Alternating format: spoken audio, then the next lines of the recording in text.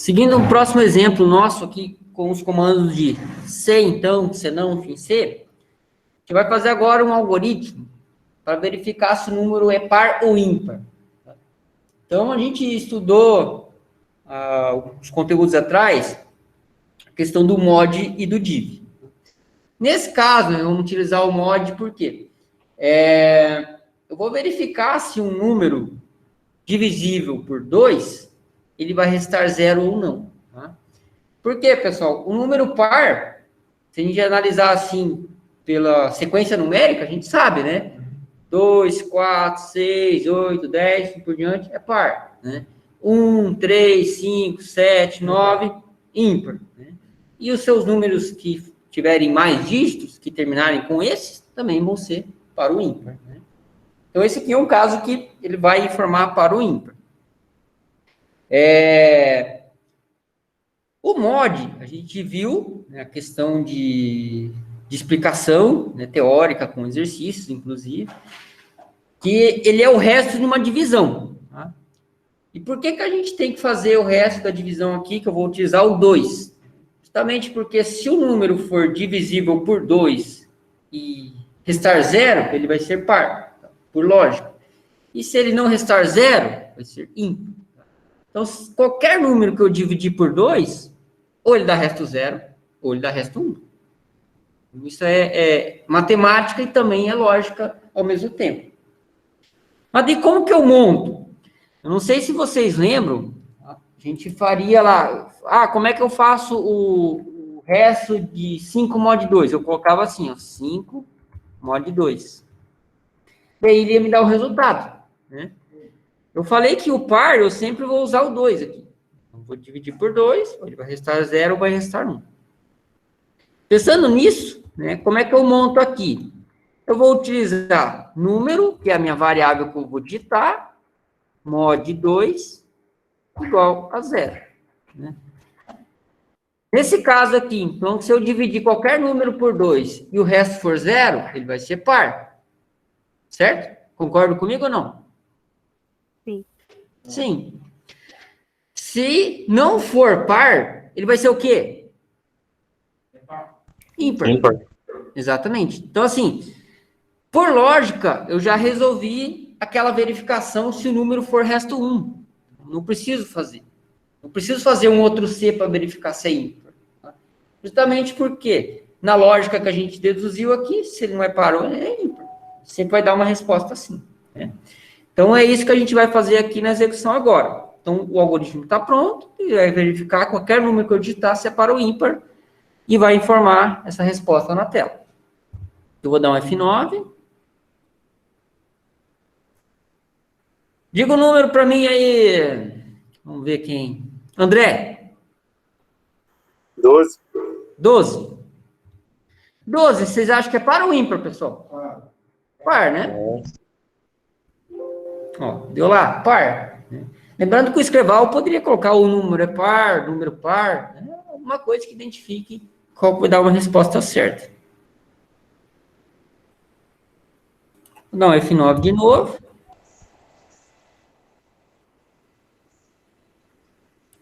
Quem está aparecendo para mim aqui? Lisiane. Tá na escuta? Sim, prof. Me diga o número ímpar, por favor. 43.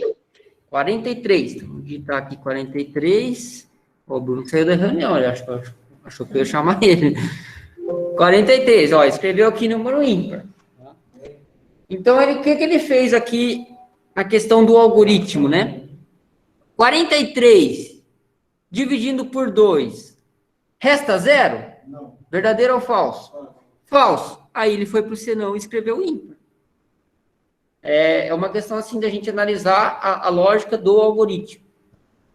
Então, também é o que a gente chama de teste de mesa. Mas, professor, Pode falar, Hamilton. não tem como para fazer, para dividir aqui na tela, mas você está falando que vai dar 13 dividido por 2, né? Uhum. Não tem como para dividir aqui para ver. Você quer que mostre quanto que deu a divisão? Vai dentro do aplicativo, ele vai dar. Aham. Tem como fazer, mas não do jeito que a gente programou aqui. Mas a gente poderia dar o resto, né? E colocar ali quanto que deu esse resto. Tá bem. Dá para fazer. Pode falar, Malisson. E se colocava um exemplo assim, professor?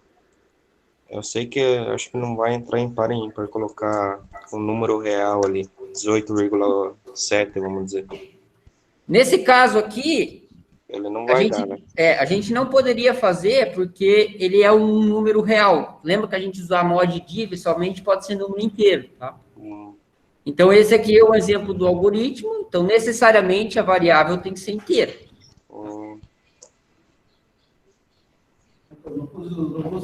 Esqueci da fórmula. Nesse daqui, não. Naquele outro do positivo e negativo, sim. Ele usa real e número com vírgula. É que é mod, né? Isso. Mod inteiro também. Não pode, né, professor? Exatamente. Então, pessoal, assim, ó, vou falar para vocês já de praxe, para vocês ficarem bem espertos. Sempre que tiver um exercício que ele pede para verificar se o número é par ou ímpar, pode ser que tenha outros detalhes a mais, não é só o par ou ímpar. Sempre que tiver um exercício que pede uma verificação se é par ou ímpar, vocês vão seguir esse daqui. Tá? Mod 2 igual a 0, ou mod 2 igual a 1 no caso de ímpar, que às vezes a gente pode fazer a condição ao contrário. Nesse caso aqui, por lógica, que nem eu falei, se não é par, vai ser ímpar, por isso a gente usou o senão. Tá? Então, esse aqui é um exercício que vocês devem pegar de exemplo, tirem foto, anotem no caderno, façam de tudo para vocês sempre ter ele do ladinho. Tá? Vários exercícios que eu vou passando, em alguns deles, em algum momento eu vou perguntar se o número é par ou ímpar e vai fazer alguma coisa com ele. Esse daqui é de padrão, digamos assim, vocês terem ele de exemplo. Esse. Fazendo aqui no caderno mesmo. Esse mesmo. Esse de baixo tem que colocar Fim C, exatamente. Tem que colocar ele esse, aparecer com esse. O Mito fez uma pergunta aqui, pessoal, interessante, né? Talvez alguns já tenham percebido, mas vale frisar mesmo. Tá? Sempre que eu tiver um C, então, necessariamente eu tenho que ter um fim C. Tá? Se eu não tiver o fim C, ele até consegue dar um F9, mas ele não consegue terminar, ele dá erro. Tá? Vamos fazer esse teste aqui, ó. Tirei o fim C. A gente sabe que tem um C ali, um comando C, mas ele está sem o fim C. Vou dar um F9 aqui, ó. Então, aqui eu vou digitar o número. Dei Enter. O que aconteceu? Deu um erro. O que aparece no erro ali? Esperava escrita fim C. Tá? Então, ele dá erro que a gente chama erro de sintaxe. Ele não conseguiu concluir o comando. Tem o C, mas não tem o fim C dele correspondente. Tá? Daí, se eu poderia dar um continuar aqui. Aí, ele também deu um outro erro aqui na sequência, né? Por causa do fim algoritmo. Mas daí, ele sabe que com um C, eu tenho que ter o fim C.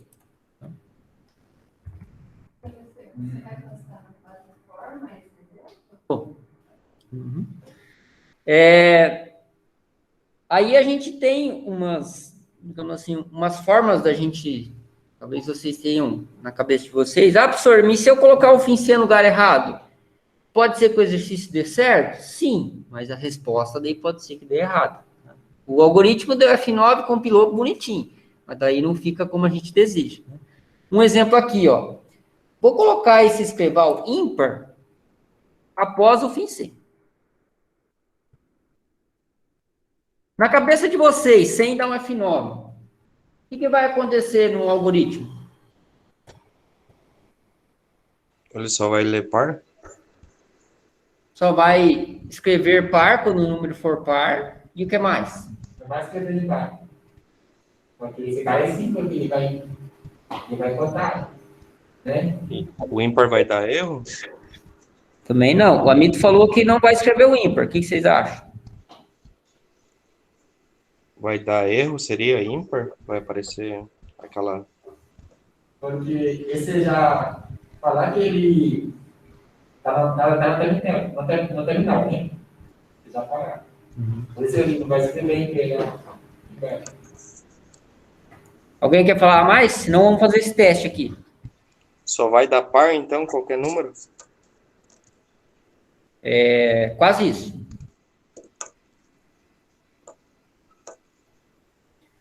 Vamos fazer esse teste aqui. Eu vou colocar, em vez de eu dar um F9, né, eu vou dar um Shift F9 com o temporizador para vocês verem aqui, ó.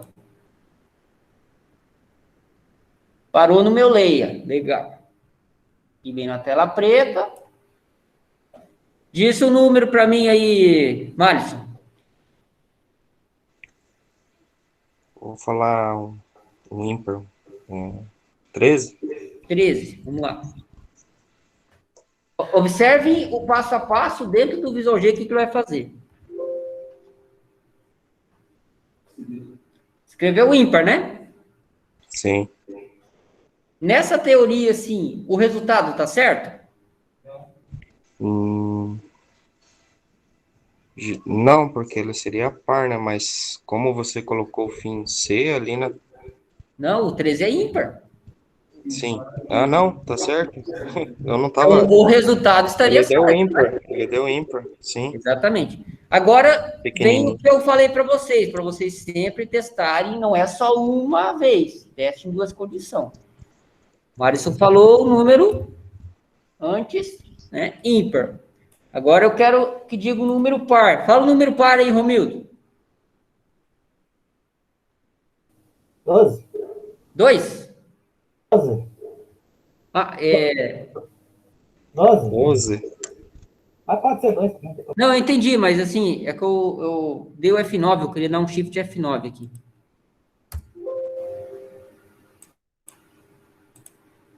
Queria fazer com um temporizador, só para vocês verem depois o que ele está fazendo.